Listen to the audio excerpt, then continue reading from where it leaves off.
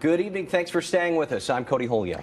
And I'm Ann McCloy. A plan is now in place to put up 28 fewer red light cameras than previously planned in Albany. And this change comes after the vendor told city leaders it's better to start small and then expand if necessary.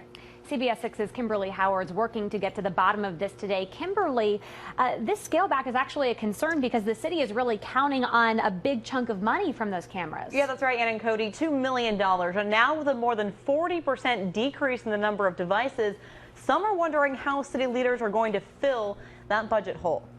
The corner of Albany Shaker Road and Northern Boulevard is wired and ready for new red light cameras by the end of the month. It's one of 20 intersections getting the devices. They're not a silver bullet, but they can help. They have helped to make intersections safer for everybody. Albany Common Council woman Leah Golby is chair of the Public Safety Committee and a supporter of the plan. My concern has always been about the people who walk and people who drive and people who ride bicycles to make sure that our streets are safe. Still, the city is now reducing the number of cameras that will act as silent witnesses from 64 to 36, adding to the concern of the city banking on drivers running red lights in the first place.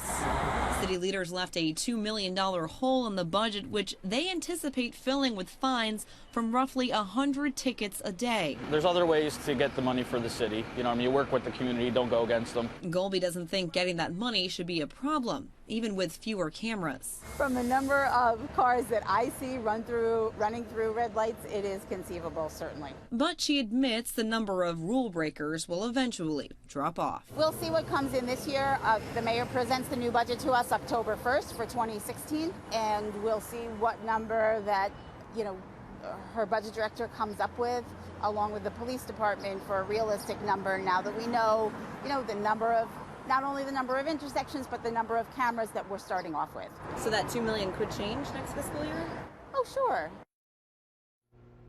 We still have more questions, so we reached out to Albany Mayor Kathy Sheehan several times today to discuss the plan going forward. She referred all questions to the Albany Police Chief, who wasn't available for an on-camera interview.